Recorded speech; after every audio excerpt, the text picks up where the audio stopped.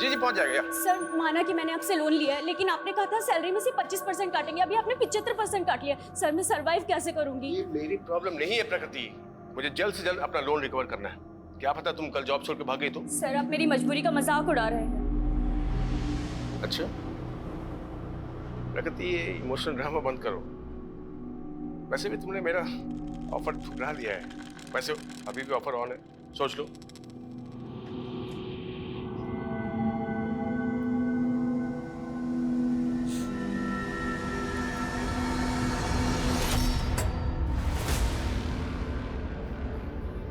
बड़ा खड़ूस है ना वो। इतना परेशान मत हो। देखो अगर तुम्हें कुछ पैसों की जरूरत हो तो मैं तुम्हें। तो उनकी तरह तुम भी मेरे साथ सोना चाहते हो क्या प्रकृति, मैं तुम्हें इतना गया गुजरा लगता हूँ क्या? किसी इंसान के चेहरे पर थोड़ी ना लिखा होता है कि वो कैसा है। और वरुण सर ने भी लोन देकर यही तो चाहा। उन्होंने तुम्हारे साथ ऐसा किया और तुम चुप हो। तो क्या करूं? प्रकृति तुम्हें पुलिस में कंप्लेन करनी चाहिए। और उससे बदनामी मेरी तो होगी ना। ये दुनिया डरने वाले को और ज्यादा डराती है और अन्याय के खिलाफ आवाज उठाना बहुत ज्यादा जरूरी है। बिना शोर और बिना धमाके के ऐसे लोग बाज नहीं आते। तो तुम कहना क्या चाहते हो? तुम बताओ मैं क्या करूं? इस जैकेट में फिट होने वाला इंसान बन गया है। अब बस जगह फाइनल करनी है। जेबी रोड ये एकदम परफेक्ट जगह है इलेक्शन कैंपेन की शुरुआत के लिए। जेबी रोड सर, इस जगह से पार्टी को 2% से ज्यादा वोट नहीं मिलते। पार्टी के लिए माइनॉरिटी वाला इलाका है। और सर ऐसी जगह पर एनर्जी वेस्ट करने से बेहतर होगा कि हम लोग ऐसी जगह पर फोकस करें जहां से पार्टी का वोट बैंक बढ़ सकता हो। इस बार घिसी पिटी रणनीति से मैं कुछ अलग करना चाहता हूँ। मीडिया में अनाउंस कर दूँ कि 16 जुलाई को मेरे इलेक्शन कैंपेन का रोड शो जेबी रोड से होकर गुजरेगा।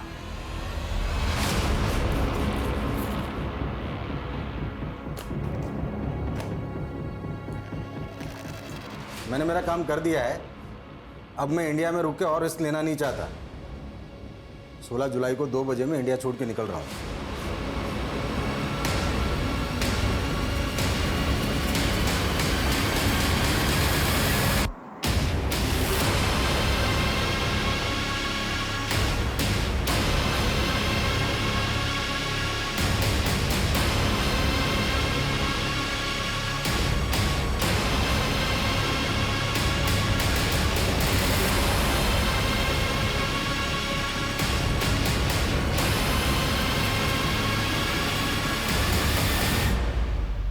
क्या है? पढ़ो ना। मैं एक ह्यूमन बम हूँ। जो जैकेट मैंने पहनी उसमें बारूद है। तुरंत 2.5 करोड़ रुपए इस बैग में भरते, वरना यहीं फट जाऊंगा मैं। क्या बकवास है ये? गार्ड! हाँ सर। दूर हट, दूर हट, दूर हट। पहले तो गन अंदर रख, गन अंदर रख, वरना भेजा उड़ा दूंगा इसका। अंदर कर जल्दी, जल्दी लॉक लगा, जल्दी कर। हाँ। ज्यादा वक्त नहीं मेरे पास, समझा ना? जल्दी से 2.5 करोड़ रुपए इस बैग में भर दे, वरना भेजा उड़ा दूंगा इसका। हमारे बैंक में सिर्फ 70-75। अरे जितने भी है सारे इस बैग में ढाल दे, समझी ना? बोल अपने कैसे करोगे? जल्दी कर, पीछे चलो, पीछे जल्दी ला, दूर हट। कोई आगे नहीं आएगा। हाँ चल।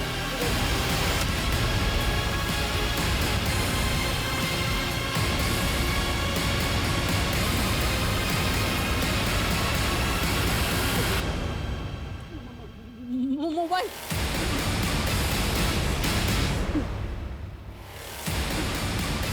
Hello police.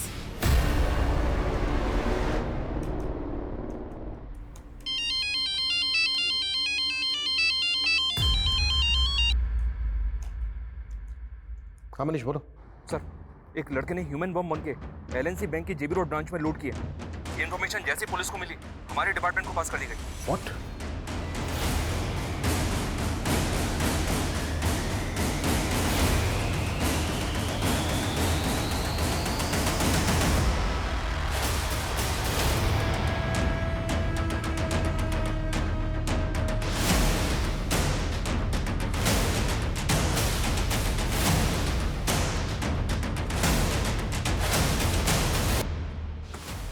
ये 20 मिनट पहले विश्राम चौक की तरफ भागा है।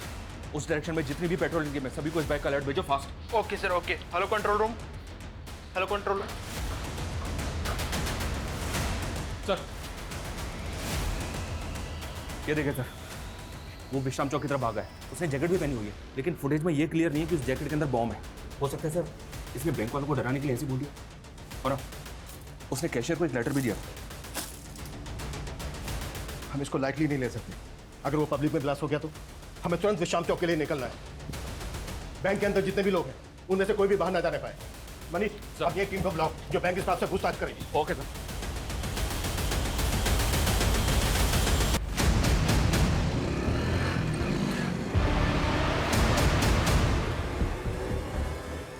Hello hello, control room. हाँ, वो बैंक रॉबर शांति नगर की तरफ जाते दिखा है।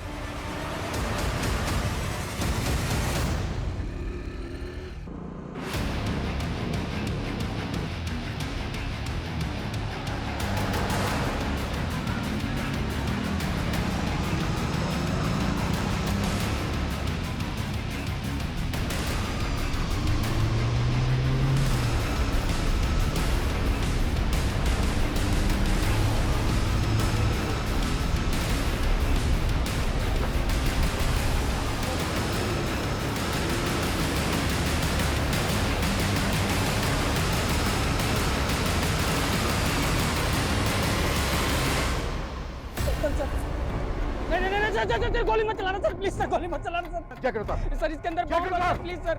नहीं सर, इसके अंदर 2 लॉक लगे हैं सर। इसकी चाबी शांति नगर में सर। मैं वही लेने जा रहा था सर। मैं अगर 30 मिनट में चाबी नहीं मिली तो फट जाऊंगा सर मैं, प्लीज सर। बकवास बंद कर। ये अतरंगी किसी जैकेट पहन के तू बैंक वालों को बेवकूफ बना सकता है, हमें नहीं। बैंक से जो पैसे लूटे थे खाए वो। मैं लुटेरा नहीं हूँ सर, मैं रेस्टोरेंट में काम करता हूँ सर। मुझे फंसाया गया है सर। सर प्लीज कहानी बनाना बंद कर। सर, प्लीज सर, बात बताइए सर, हाथ मत लगाइए सर। इसके अंदर वायर ही वायर लगी हुई है सर। सर, एक भी वायर हिला तो मैं फट जाऊंगा सर। ये बॉम्ब है सर, प्लीज सर, नजदीक मत आइए सर। इसके अंदर 2 वायर लगे हुए सर। अगर कुछ भी हिला तो फट जाऊंगा सर मैं। सर, ये बॉम्ब है सर, प्लीज सर। सब पीछे हटो, सुमित, सबको पीछे हटो जल्दी। चलो। ये वाकई में बॉम्ब स्क्वाड को बुलाओ। Fast act fast. Okay sir. और इसे की सारी एक्टिविटी बंद करवाओ। Okay sir.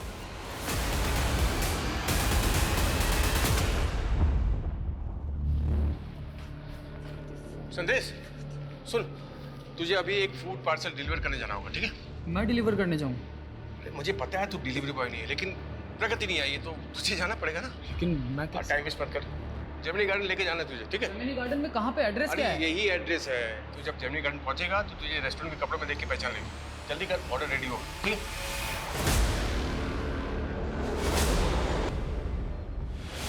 तू बोल रहा है कि तू बेकसूर है, तो फिर ये बैंक रॉबरी, ये जैकेट, ये सब क्या कैसे पहुंचा यहाँ तक? सर, मैं फूड पार्सल लेकर जैसे ही जमीनी गार्डन के पास पहुंचा तो 2 लोगों ने मुझे पकड़ लिया सर और बंदूक तान दी मेरे पे। ये जैकेट मुझे जबरदस्ती पहना दी सर और मुझसे बोला गया कि मैं 1.5 करोड़ रुपए लेके आऊं बैंक से।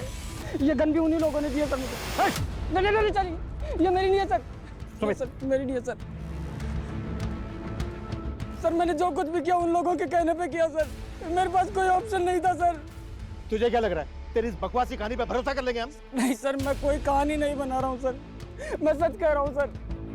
सर, उन्होंने मुझे कहा था कि विश्राम चौक पे एक ट्रांसफर होगा, उसके बगल में एक क्रॉस का साइन लगा होगा सर, और उसके पीछे एक पत्थर रखा होगा, उस पर भी क्रॉस का साइन होगा, उसके नीचे इसकी चाबी है सर। लेकिन उन लोगों ने मुझे झूठ कहा था सर। मैंने वहाँ जाके देखा तो वहाँ पर कोई चाबी नहीं थी सर। ये चीज़ें चिट्ठी मिली थी सर यहाँ पर। नहीं सर, कुछ कहा नहीं सर इसमें। इस चिट्ठी में लिखा था कि चाबी शांति नगर के पास में एक वाटर कूलर है, पब्लिक वाटर कूलर, उसके बगल में वैसा ही पत्थर है, उसके नीचे इसकी चाबी है। मैं वहीं जा रहा था सर, मुझे कुछ भी समझ में नहीं आ रहा था सर। और जब मैं वापस पीछे मुड़ के देखा तो वो पैसों का बैग भी गायब था सर। वो लोग कैसे दिखते थे जिन्होंने तुझे ये जैकेट बनाई? उनके चेहरे ढके हुए थे सर। मुझे बस ये नोट मिला विश्राम चौक पर। सर, मेरे पास सिर्फ 20 मिनट है सर, मुझे शांति नगर जाने दीजिए वरना ये बॉम्ब फट जाएगा sir, please sir. Manish, Manish की कहानी यकीन करने लायक नहीं, लेकिन हम कोई रिस्क नहीं ले सकते। बॉम्ब स्क्वाड बुलवा लिया सर। गुड, तुम एक काम करो, शांति नगर के निकलो और वहाँ पे जाके चेक करो ऐसा कुछ मिलता है क्या जैसा चिट में लिखा है। गो fast. Okay sir. Sumit, sir, Sumit, इस एरिया में कोई भी एक्टिविटी नहीं होनी चाहिए, ध्यान रखो। इस आदमी का कहना है कि 20 मिनट में बम फट सकता है, इससे सब दूरी बनाए रखें, कोई भी इसके पास नहीं आने। लेकिन सर 3 बजे यहाँ से पॉलिटिशियन ब्रिज की रैली निकलने वाली कुछ नहीं होगा ऐसा, यहाँ आने वाले सभी रास्ते सील करवाओ। गो फास्ट। Okay sir. मीडिया कैसे आ गया? आप सब अभी देख सकते हैं हम उस जगह पर पहुंच गए हैं जहां वो आदमी है जिसे पुलिस ने चारों तरफ से घेर रखा है। ये वही आदमी है जो एलएनसी बैंक से लूट के भाग गया था और अब ये पकड़ा गया है। अरे छोटू जी क्या नेतागिरी कर रहे हैं? काम करिए, काम करिए। सर आप रेडी नहीं हुए? 15 मिनट में आपको जेबी रोड वाली रैली के लिए निकलना है। कहाँ सोए हो जनक? न्यूज़ नहीं देखी क्या? जेबी रोड पर धमाका होने वाला है। धमाका? हाँ, पुलिस ने रैली कैंसिल कर दी। खैर, इससे मुझे बहुत पब्लिसिटी मिलने वाली है। पब्लिसिटी? कैसी पब्लिसिटी सर? अब न्यूज़ बनेगी। राजनेता ब्रिज की रैली में खलल डालने की विरोधियों ने की साजिश। इससे मुझे बहुत माइलेज मिलेगा। क्या ये ह्यूमन बॉम्ब वाकई पॉलिटिशियन ब्रिज की रैली को भंग करने के लिए प्लान किया गया था? आखिर इन्वेस्टिगेटिव टीम कर क्या रही है और बॉम्ब स्क्वाड अभी तक यहाँ पहुंचा क्यों नहीं? हमें हमारे सारे सवालों के जवाब का इंतजार है। सर मीडिया की वजह से यहाँ आने वाले एरिया पे ट्रैफिक लग गया। सर बॉम्ब स्क्वाड टीम वहीं फंस गई है। उनको बोलो कैसे भी करके यहाँ तक पहुंचे, वक्त नहीं है हमारे पास।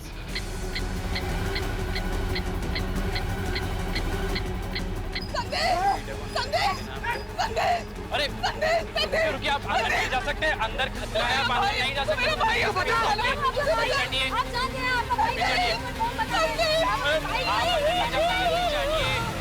क्या मेरी फ्लाइट कैंसिल हो गई? अगर आज मैं इंडिया से नहीं निकला तो बड़ी मुसीबत हो जाएगी।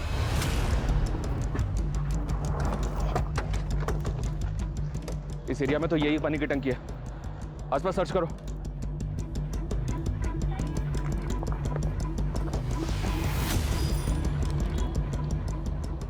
चाबी संतनगर के पब्लिक टॉयलेट के पास वैसे पत्थर के नीचे रखी। मतलब ये आदमी जो कह रहा है बिल्कुल सही कह रहा है, वहाँ पे भी वैसा ही पत्थर मिला है। लेकिन सर उस पत्थर के नीचे चाबी तो नहीं मिली, पर एक नोट मिला है जिस पे लिखा है कि चाबी संतनगर के पब्लिक टॉयलेट के पास एक पत्थर के नीचे रखी है। मैं संतनगर जा रहा हूँ सर, ऑन द वे हूँ। ये ताले चाबी का क्या गेम खेल रहे हैं क्रिमिनल्स? अब बम को डिफ्यूज करने के लिए बम स्क्वाड भी नहीं पहुंची अभी तक। सर इस लड़की के बहन और जीजा हैं। मैं फोन करता हूँ मनीष।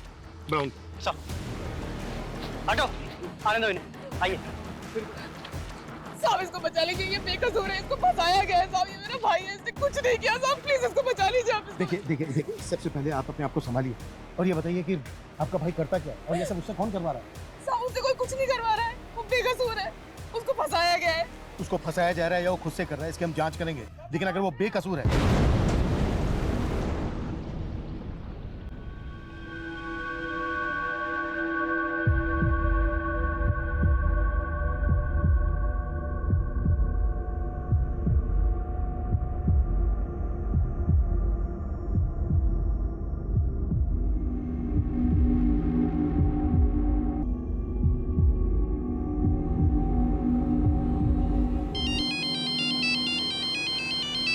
बोलो। संतनगर में सर पत्थर तो मिला है, लेकिन चाबी नहीं मिली, बल्कि पेपर मिला है, वो भी ब्लैंक। मतलब क्रिमिनल्स चाहते ही नहीं थे कि आदमी जिंदा बचे, कोई चाबी ही नहीं। जिंदा बची मतलब सर? He is dead. किसी ने बैंक लुटवाने के लिए ह्यूमन बॉम्ब का इस्तेमाल किया हो, ये मैंने पहली बार सुना। बैंक से जो पैसा लूटा गया था वो गायब है और अब ये जो मोटिव रहा होगा। कई अपराध डरावने सपने की तरह होते हैं जो मन में संशय पैदा कर देते हैं कि जो हुआ था वो वाकई हकीकत था या महज कल्पना। क्या वाकई किसी राह चलते इंसान को एक ही झटके में ब्लैकमेल करके इतने बड़े अपराध को अंजाम दिया जा सकता था? लेकिन एक ऐसा इंसान जिसे अपनी मौत साफ साफ दिखाई दे रही थी, वो झूठ क्यों बोलेगा? पुलिस इसी कश्मकश में थी और इस धमाके के साथ एक ऐसे विकराल अपराध का शंखनाद हुआ जिसने किसी को डर से तो किसी को आक्रोश से भर दिया। जनता, मीडिया और प्रशासन सब सकते में थे। लेकिन गुनाह की इस कहानी का अगला मोड़ अभी और चौंकाने वाला था।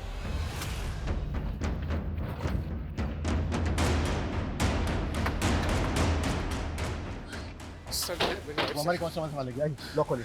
सर चलिए चलिए हम चलिए। लोग शरीफ लोग हैं सर, आइए आइए। हम लोग कुछ नहीं किया सर, और संदेश ने तो कभी गलत काम किया ही नहीं सर। आप मेरी बात मानिए सर। लॉक खोलिए। मैं लॉक खोलता हूँ सर, लेकिन हमने कभी गलत काम नहीं किया सर। सर हम खुद ही सदमे में कि संदेश के साथ ये सब। आप हमें हमारा काम करने दीजिए। ये बताइए संदेश का रूम कौन सा है? सर कमरा तो हो रहा है ये वाला। हाँ।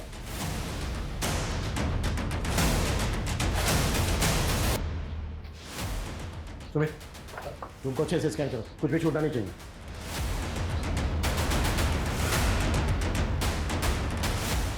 ये संदेश का लैपटॉप है? जी सर। सुमित, जब्त करो। सर, संदेश ने अपनी जान गंवाई है सर। आप उसी में शक कर रहे हैं। देखिए, उसके साथ साजिश हुई है सर। भेजा तो आप ही ने था ना उसको फूड पार्सल लेके? हाँ सर, भेजा तो मैंने ही था क्योंकि फूड पार्सल का ऑर्डर आया था सर मुझे। सर मुझे तो लग रहा है कि उसी की साजिश है जिसने वो पार्सल जेमिनी गार्डन में मंगवाया था। Yes, time. मुझे 2 वेज थाली ऑर्डर करनी है, पार्सल जेमिनी गार्डन भिजवा दो। फूड पार्सल की डिलीवरी के लिए उस औरत ने जो जेमिनी गार्डन का एग्जैक्ट एड्रेस दिया होगा वो दो हमें। सर मैं यही तो कहना चाह रहा हूँ सर, उसने कोई एड्रेस दिया ही नहीं था सर। सिर्फ इतना बोले कि डिलीवरी बॉय को जेमिनी गार्डन भेज दूँ और उसे रेस्टोरेंट के कपड़े में पहचान लेगी सर। हाँ सर, देखिए उसका फोन भी मैं ट्राई कर रहा हूँ सर, कब से उसका फोन भी बंद आ रहा है सर। सुमित, ये नंबर ट्राई करो। हमारी डिलीवरी कल छुट्टी पे थी इसलिए मुझे अपने छाले को भेजना पड़ा सर। कौन डिलीवरी कर? प्रकृति सर, बिना बोले छुट्टी पे चले गए सर, और उसका 2 दिन से उसका भी फोन बंद आ रहा है सर।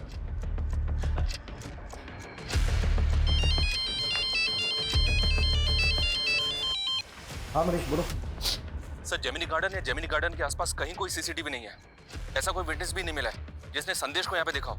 पर उसने बताया था कि 2 आदमियों ने उसे यहीं पे वो जैकेट बॉम्ब पहनाया और बैंक रॉबरी के लिए भेज दिया। संदेश 2 आदमियों की बात कर रहा था और यहाँ संदेश का जीजा बोल रहा है कि वो फूड पार्सल एक औरत ने मंगवाया था जेमिनी गार्डन। कौन औरत सर? ये वो नहीं जानता, लेकिन कह रहा है कि उसके रेस्टोरेंट की जो डिलीवरी गर्ल है वो 2 दिन से गायब है। मेरे पापा कहते थे लाइफ में सक्सेस की 2 चाबियां होती है, डेडिकेशन और पॉजिटिव थिंकिंग। मैं डिलीवरी गर्ल का काम करती हूँ, लेकिन मैं यही सोचती हूँ और मैं पढ़ना नहीं छोड़ूंगी।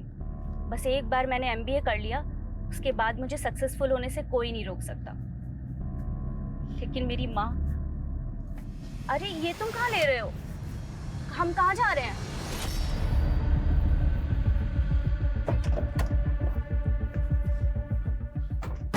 सर ये प्रकृति का घर है।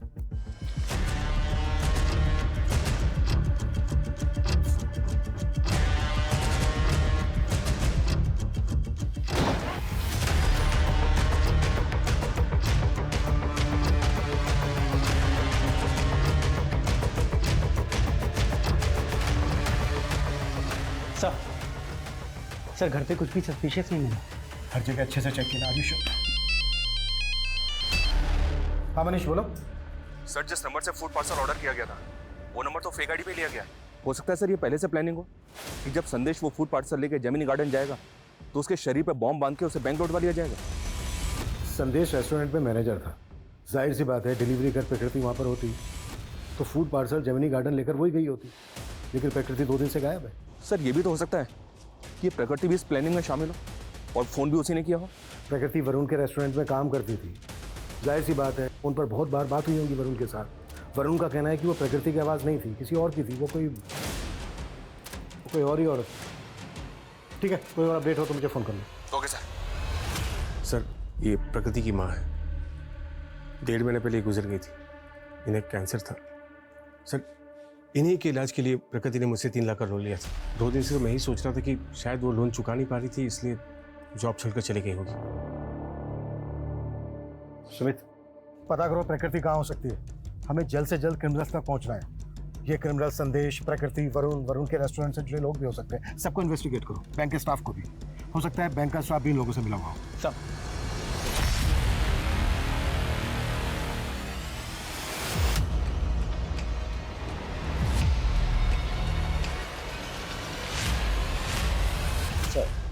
ये बॉम्ब अपने आप में एक अनोखा इन्वेंशन है और इसे स्टील प्लेट की मदद से तैयार किया गया था।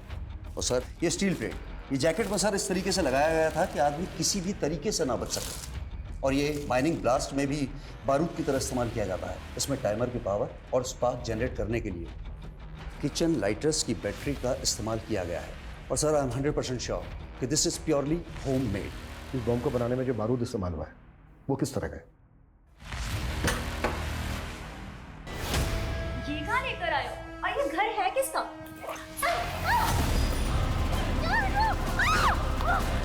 छोड़ो, छोड़ो मुझे।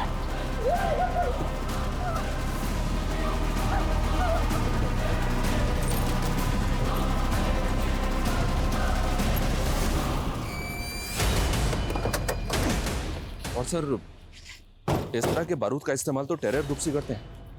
लेकिन बैंक रॉबरी भी तो हुई है। अगर इसमें टेरर ग्रुप्स इन्वॉल्व होते तो महज 70-75 लाख रुपए के लिए वो ह्यूमन बॉम्ब का इस्तेमाल क्यों करते? और उन्होंने पर्पस भी रेस्टोरेंट में खाना ऑर्डर किया। ये खेल जैसा दिख रहा है ना, वैसा है नहीं। एक काम करो मनीष, सर हमें कैसे भी करके पता लगाना है कि ब्रिज जी, 16 जुलाई को जेबी रोड पे आप रैली करने वाले थे। उस जगह पर हुए बम ब्लास्ट के बारे में आप कुछ कहना चाहेंगे?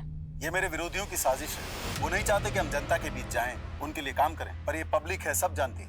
लेकिन उस आदमी का क्या, जिसे जैकेट बम पहनाया गया, उसने बैंक से लाखों रुपए लूटे हैं। तो आपके विरोधी भी ऐसे ही बैंक में रॉबरी करवाएंगे? देखिए, ये बैंक रॉबरी धमाके के असल मकसद को छुपाने के उद्देश्य से की गई है। आप ही सोचिए, यदि ये धमाका रैली के दौरान होता तो सैकड़ों लोगों की जानें जाती, पर एटीटी की सूझबूझ ने इसे निष्फल कर दिया। लेकिन वो आदमी तो मारा गया और वो बार बार खुद को बेगुनाह बता रहा था। देखिए, उसने क्या कहा मुझे नहीं पता, पर मैं साफ कहता हूं कि ये मेरे विरोधियों की साजिश है।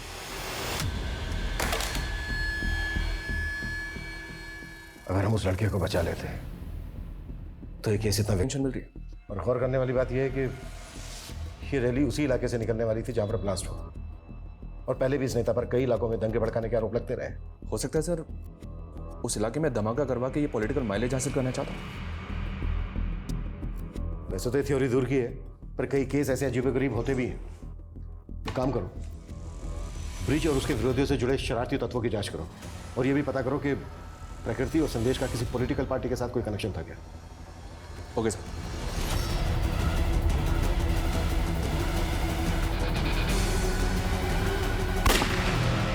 सर संदेश के लैपटॉप में कुछ सस्पिशियस नहीं मिला। प्रकृति की कोई लीड? सर प्रकृति का फ़ोन 14 जुलाई को हबीबगंज में ही बंद हुआ था। सर हम लोग वहाँ पे इंक्वायरी कर रहे हैं। प्रकृति और संदेश के सीडीआर में कुछ सस्पिशियस मिला? सर प्रकृति के ज़्यादातर कॉल संदेश को ही होते थे। सर ऐसा लग रहा है जैसे दोनों में अफेयर हो गया।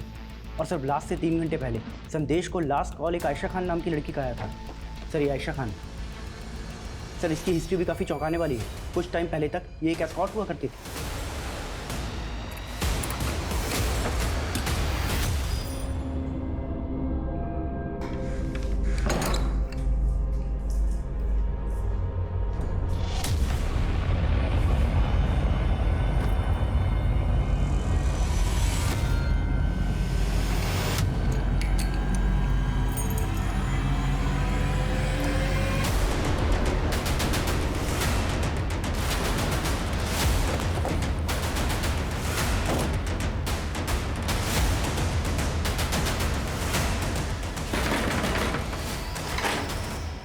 अंदर सर्च करो अच्छे से, कुछ भी छोटा नहीं चाहिए। क्या हुआ सर? संदेश को तो जानती होंगी। हाँ सर, वो मेरा दोस्त था। कैसा दोस्त? तुम एक एस्कॉर्ट थी और वो? सर वो मेरा पास था। अब मैं बहुत नॉर्मल लाइफ जी रही हूँ। संदेश से मेरी दोस्ती 1 साल पहले हुई थी, लेकिन वो ज्यादा लंबी नहीं चल पाई। तुमने मुझसे इतना बड़ा सच छिपाया आयशा। तुम एक एस्कॉर्ट थी और संदेश मैं बताना चाहती थी, पर मैं कभी हिम्मत नहीं कर। बस आयशा, अभी सफाई देने की कोई जरूरत नहीं, क्योंकि अब तुम मेरे लिए कोई मायने ही नहीं रखती। मैंने सोचा था संदेश को मनाकर वापस अपनी जिंदगी में ले आऊंगी, इसीलिए उसको कॉल किया करती थी। लेकिन संदेश की बहन और जीजा तो जानते तक नहीं है। सर जब मैं उससे मिली थी वो अपने अंकल के पास रहता था। कौन अंकल? खेमू अंकल। मनीष, ये पढ़ो, मैं तुम्हारी आवाज रिकॉर्ड करनी। पढ़िए। मैं तो 15 दिन से इंदौर में ही था सर। आज ही लौटा तो देखा कि यहाँ ये लाश किसी ने छुपा रखी है। जानते हैं कौन है ये लड़की? नहीं सर, मैं बिल्कुल नहीं जानता। आपके कहने का मतलब है जब आप यहाँ पर नहीं थे, कोई घर का ताला खोलकर अंदर आया, इस डीप फ्रीजर का ताला खोला, बॉडी को इसके अंदर डाला, लॉक किया और दरवाजे को लॉक करके चला गया।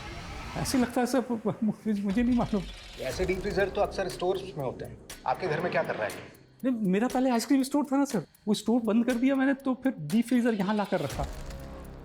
पूरे घर को अच्छी तरीके से सर्च खाली चाहिए मुझे, बिना प्याज लहसुन वाली। ये आयशा की आवाज है, जिस औरत ने 16 तारीख को फूड ऑर्डर किया था। क्या उसकी आवाज भी ऐसी थी? मेरा मतलब सेम है? कह नहीं सकता सर कि ये आवाज़ वैसी है या नहीं। अच्छा, ये खेमू अंकल कौन है? खेमू अंकल? संदेश जब होटल मैनेजमेंट कर रहा था तो वो खेमू अंकल के यहीं पीजी रहता था। ठीक है, आप एड्रेस दीजिए।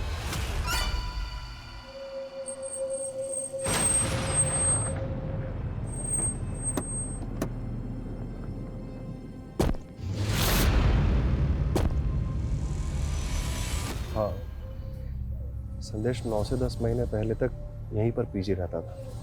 यहीं पास ही एक इंस्टीट्यूट से होटल मैनेजमेंट का कोर्स कर रहा था। सर, मुझे तो खुद जानकर इतना धक्का लगा कि उसके साथ इतना बुरा हुआ है। हम आपसे ये जानना चाहते हैं, जिस दौरान संदेश आपके यहाँ रह रहा था, उसका किन किन लोगों से मिलना जुलना होता था? कौन कौन लोग आते थे उससे मिलने? आयशा के अलावा यहाँ पर उससे मिलने के लिए और कोई नहीं आता था। Thank you.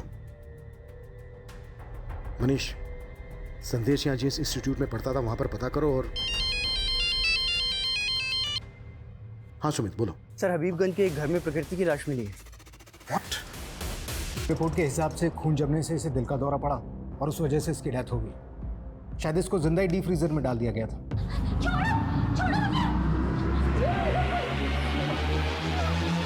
पोस्टमार्टम रिपोर्ट के हिसाब से इसकी मौत कब हुई होगी? सर, 14 जुलाई की शाम। 14 जुलाई की शाम, और ब्लास्ट हुआ था 16 जुलाई को।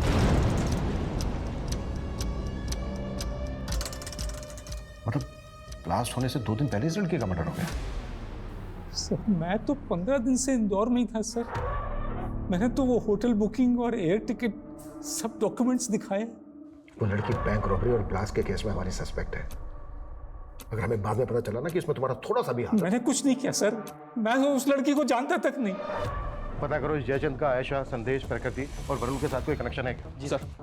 हाँ मनीष। सर, मैंने पता किया कि प्रकृति और संदेश का किसी भी पॉलिटिकल पार्टी से कोई कनेक्शन नहीं है। लेकिन सर, पता चला है कि सर्वेश नाम का एक बिजनेसमैन है। ये देखिए सर, ये ब्रिज की अपोजिशन पार्टी को फंड्स प्रोवाइड करता है और 16 जुलाई को यानी कि ब्लास्ट वाले दिन ये सिंगापुर फ्लाई करने वाला था, लेकिन इसकी फ्लाइट कैंसिल हो गई।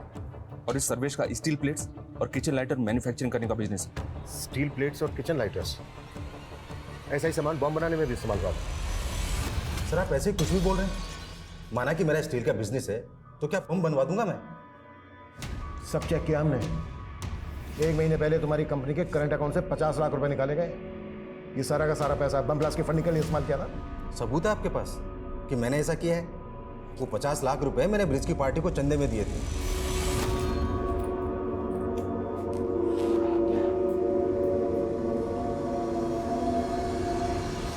तुम तो हमेशा ब्रिज की विरोधी पार्टी को चंदा देते आए हो। तो ब्रिज? सर, इस बार मैंने पार्टी बदल ली थी और मैं ब्रिज को फंड करके उसे जितवाना चाहता था, और इससे विरोधी पार्टी वाले चिढ़ गए। उनसे मुझे मेरी जान का खतरा था, इसलिए मैं इलेक्शन होने तक इंडिया छोड़कर बाहर जाना चाह रहा था और 16 जुलाई को मैं सिंगापुर जा रहा था। झूठ बोल रहा है सर्वेश, उसने कभी मेरी पार्टी को फंड किया ही नहीं। और वैसे भी हम चंदा कैश में नहीं लेते। कहीं ऐसा तो नहीं है नेताजी कि आप इसी वजह से मानने से इनकार कर रहे हैं? क्योंकि आप अच्छी तरह से जानते हैं चंदा कैश में लेने की बात निकली तो इंक्वायरी बैठ सकती है आप पर। मैं किसी इंक्वायरी से नहीं डरता, जा सकते हैं आप। ठीक है नेताजी। हाँ मनीष। सर, वो खेमू अचानक से गायब हो गया, उसका फोन भी बंद आ रहा है। व्हाट?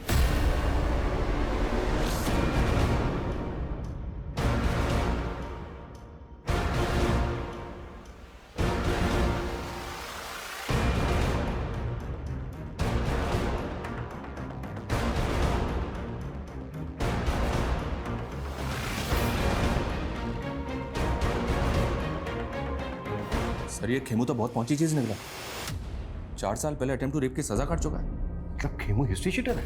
ये 11 साल पहले जोसेफ नाम के एक आदमी के गैरेज में काम करता था। ये जोसेफ है सर, और ये इसकी बेटी जेनिफर।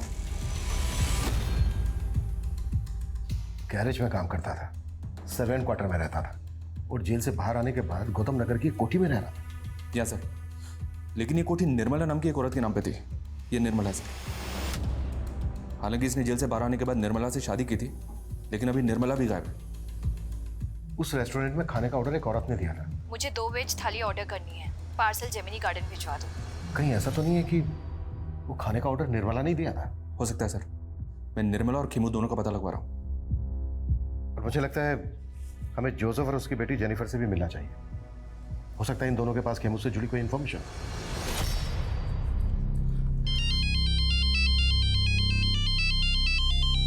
हाँ बेटा जेनिफर। पापा कहाँ हैं आप? हाँ, आपको पता है ना आपकी जान को खतरा है, फिर आप ऐसे बिना बताए कहाँ चले गए? टेंशन मत ले बेटा, आज उठ के थोड़ा वॉक करते करते लंबे रूट पे आ गया था, लेकिन डोंट वरी, जल्दी घर आ जाऊंगा। ठीक है, बस जल्दी घर आइए। और प्लीज संभल के आइएगा।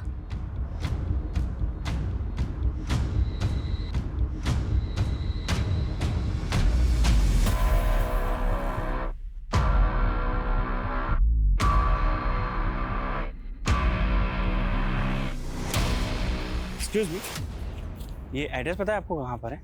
मैं यहाँ का नहीं हूँ, अब किसी और से पूछूँ ना। मैं अपने डार्क पास्ट के बारे में बात नहीं करना चाहती। Jennifer, what happened? Mister Joseph, या देखिए, हम आपके पुराने एम्प्लॉय खेमू को तलाश कर रहे हैं। हमें डाउट है कि जेबी रोड पर जो बैंक रॉबरी हुई थी, ब्लास्ट हुआ था, उसमें वो इन्वॉल्व है। हमें पता चला कि वो पहले आपके यहाँ सर्वेंट क्वार्टर में रहता था। हम बस आपसे ये जानना चाहते हैं कि आप उससे कैसे मिले, मतलब कैसे जानते हैं आप उसको? सर, वो हमेशा कहता था मैं यूपी से हूँ, लेकिन मुझे ऐसा नहीं लगता था। मुझे लगता वो नेपाल है। वो अनाथ था सर। जब वो 14 ईयर्स का था तब मैंने उसको काम पे दिया। मैंने उसको अपने सन की जैसे पाला, लेकिन मुझे क्या पता था वो मेरी डॉटर के साथ ही। मिस्टर जोसेफ, फिलहाल वो एक कोठी में रह रहा था जो गौतम नगर में है, और वो कोठी एक निर्मला नाम की औरत के नाम पर है। ये है वो निर्मला। आप लोग जानते हैं इसको? मैं ऐसी किसी औरत को नहीं जानता। धमाके में मारा गया संदेश और जयचंद, दोनों विक्टिम के वर्तमान और अतीत का पता करने के अलावा पुलिस रेस्टोरेंट के मालिक वरुण, संदेश की दोस्त आयशा, राजनेता ब्रिज, बिजनेसमैन सर्वेश और जयचंद के बाद अब खेमचंद उर्फ खेमू का इतिहास जानने के लिए इतनी इच्छुक क्यों थी? क्या खेमू के गायब होने की कहानी इस केस को लीड दे सकती थी, या पुलिस इस दिशा में जाकर वक्त जाया कर रही थी? बहुत तलाश करने के बाद भी खेमू का कोई लीड नहीं था, और इस क्राइम से जुड़े हुए हर स्थान का डंप डाटा निकालने के बाद भी पुलिस गुनाह के असल मकसद से भी बेखबर थी और असली गुनहगार से भी। लेकिन गुनहगार चुप नहीं बैठा था। वो एक और चौंकाने वाली योजना को अंजाम पहुंचाने वाला था। सर, इन चिट्स की हैंडराइटिंग हमारे किसी भी सस्पेक्ट से मैच नहीं होती। और सर, ये निर्मला और खेमू, ये दोनों भी कहाँ हैं पता ही नहीं चल रहा। सर, क्या तो? हाँ मनीष। सर, हबीबगंज थाने में एक अज्ञात औरत ने पीसीओ से फोन करके टिप दी है कि कल एक और ब्लास्ट होगा। उसने ये नहीं बताया कि ब्लास्ट कहाँ पे होगा और उसका नाम क्या है, और पीसीओ से उस औरत के बारे में कुछ पता नहीं चल रहा। कल 23 जुलाई है और कल जंकुरा में ब्रिज की रैली भी है। कहीं ऐसा तो नहीं है कि पिछली बार की तरह इस बार भी? लेकिन सर, पिछली बार एक औरत ने रेस्टोरेंट में फोन पे फूड ऑर्डर करके कांड किया था। इस बार ये औरत कौन है जिसने पुलिस को अलर्ट करने के लिए फोन किया? अगर हमने अलर्ट जारी किया तो क्रिमिनल अलर्ट हो जाएगा। उस फोन कॉल की रिकॉर्डिंग होगा। Yes sir. लेकिन सर, हमें अलर्ट तो करना चाहिए और इस रैली को भी कैंसिल करना होगा। अगर हम क्रिमिनल्स को रंगे हाथों पकड़ने का रिस्क लेंगे तो डेंजरस हो सकता है।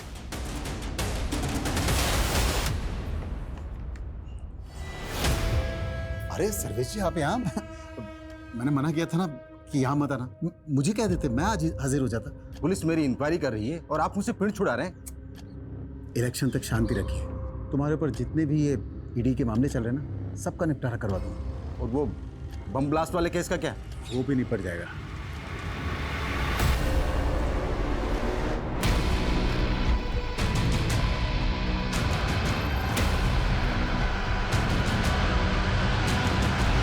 अलर्ट तो है, लेकिन फिलहाल कोई अपडेट नहीं मिला।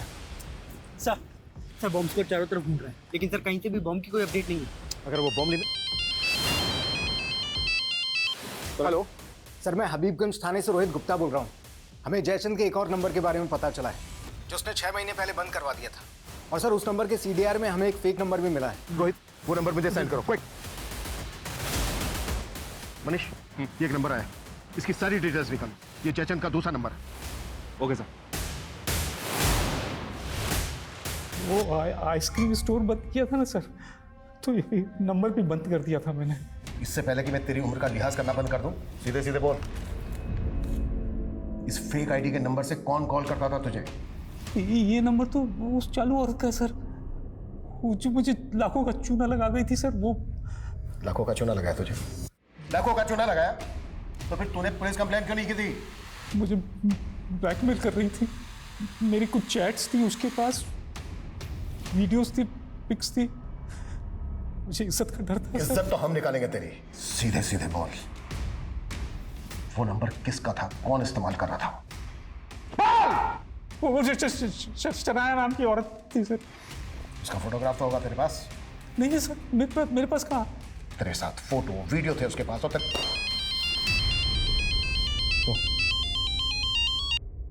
हाँ मनीष बोलो। सर फिलहाल ब्लास्ट की तो कोई अपडेट नहीं है, लेकिन एक बात है सर, आज तो भाई खेमू के मालिक जोसेफ का मर्डर हुआ है। सर इस मर्डर का, इस ब्लास्ट का और इस बैंक रॉबरी का आपस में कोई कनेक्शन हो?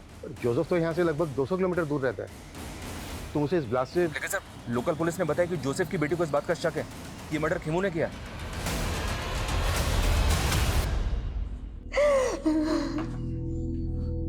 जेनिफर, एक प्रॉब्लम हो गई। तो जोसेफ का जहाँ पे मर्डर हुआ वहाँ से लोकल पुलिस को ये अजीब सा वेपन मिला है। मर्डर इसी से हुआ है। ये कैन पिस्टल तो जैकेट बम से भी अनोखी है, और अगर खेमू ने मर्डर किया है तो उसके पास ऐसा वेपन आया कहाँ से? और क्रिमिनल क्राइम सीन पर वेपन छोड़ के क्यों भागा? वो भी ऐसा वेपन? सर जयचंद ने ये स्केच बनवाया, वो इस लड़की का नाम शनाया बता रहा है, लेकिन सर ये तो जेनिफर है।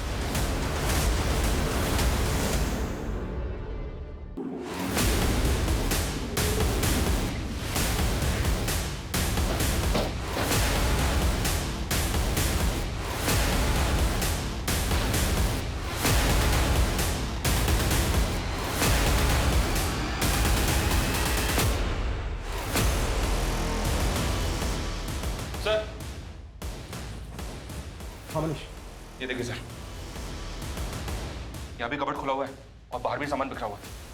लगता है जेनिफर यहाँ लूट के जगह देकर भाग गई ताकि हमको लगे कि उसको किसी ने गायब किया है। 30 तारीख अभी टली नहीं है, हो सकता है वो दूसरे ब्लास्ट का प्लान एग्जीक्यूट कर रही है। मनीष सर, कैसे भी करके हमें उसको ट्रेस करना होगा। उसका नंबर सर्वेलेंस पर डाल दो सर, उसकी लोकेशन का पता चलेगा। जब हम यहाँ पर पहले आए थे तो जोसेफ की कार खड़ी थी यहाँ पे। सीसीटीवी से उस कार का नंबर कैप्चर करो और सब जगह सर्कुलेट करो तुरंत।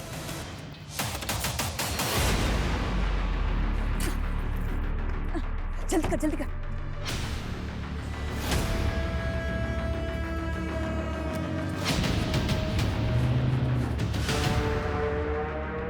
खेमू, स्पीड बढ़ाना है यार, नेपाल में आज ही एंटर करना है। तुम लोगों ने जोसेफ को मार के ये सोचा ना मुझे भी मार दिया और सारा इल्जाम मेरे पर डाल दिया। नो खेमू, ये सब तो सिर्फ पुलिस की थियरी है, हम तुझे क्यों मारेंगे? वैसे तो तू भरोसे करने के लायक नहीं है। 11 साल पहले तूने मुझे प्यार करके धोखा ही दिया था, याद है ना तुझे?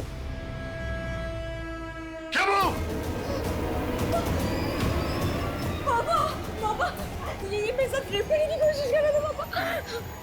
खुद कसम मेरे टोटल के साथ। वो तब मैं छोटी थी, डर गई थी, पर जब तू बाहर निकला तो तेरे से मिलने आई ना मैं। वो तो इसीलिए कि तुझे तेरे बाप को मरवाना था मुझसे, और ये तेरा खेल। देख खेमू, गलत फहमी मत बढ़ाए यार, स्पीड बढ़ा ले, नेपाल पहुंचना है आज ही। ठीक है, तो अब नेपाल पहुंच के हिसाब चुकता होगा। सर वो गाड़ी मिल गई है। वो कार डंप करके दूसरा व्हीकल लेके भागे होंगे। वहां से सभी डायरेक्शन में अच्छे से सर्च करो। जी सर। Fast fast.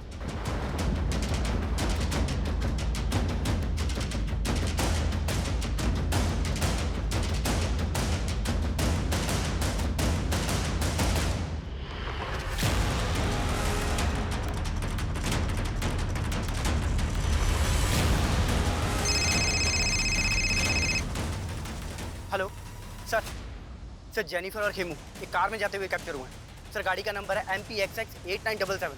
सर वो बाईपास रोड की तरफ गई है। Fast fast.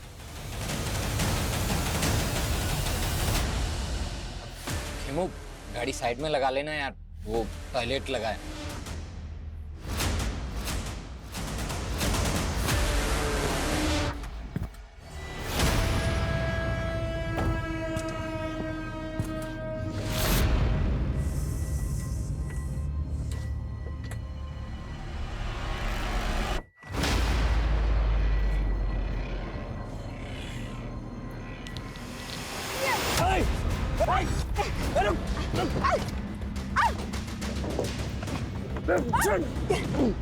चाबी दे।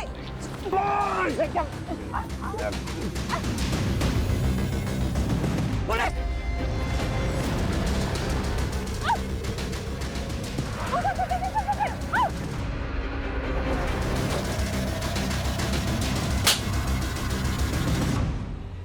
चलो को गाड़ी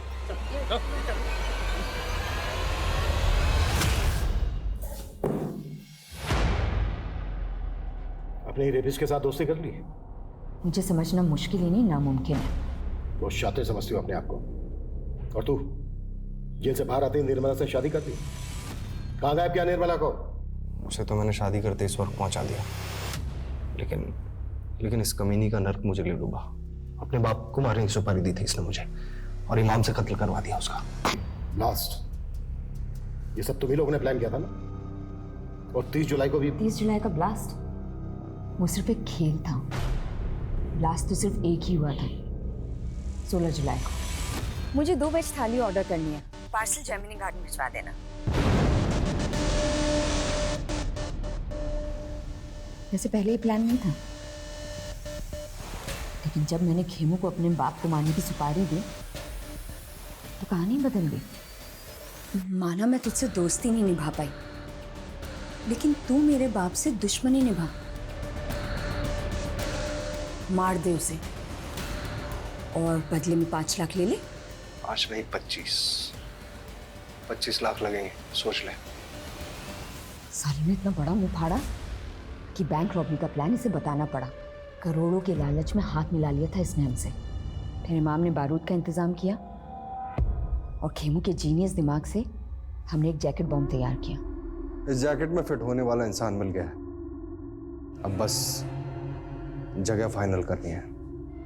संदेश का सपना था कि वो अपना खुद का एक कैफे खोले, बस हमने उसे थोड़ा सा लालच दिया और वो हमारे साथ शामिल हो गया। What? संदेश भी तुम लोगों के साथ मिला हुआ था? मैं तैयार हूँ, लेकिन वो जैकेट पहन के मैं नहीं जाऊँगा बैंक में। मेरी दोस्त जाएगी, मैं उसको अपने हिस्से में से पैसे दे दूँगा। उस लड़की को अपनी माँ के इलाज के लिए पैसे चाहिए थे, लेकिन काम होने से पहले उसकी माँ गुजर गई और फिर वो प्लान से बैकआउट करने लग गई। तो इसीलिए ये कहाँ लेकर आए हो और ये घर किसका है? ये क्या कर रहे हो?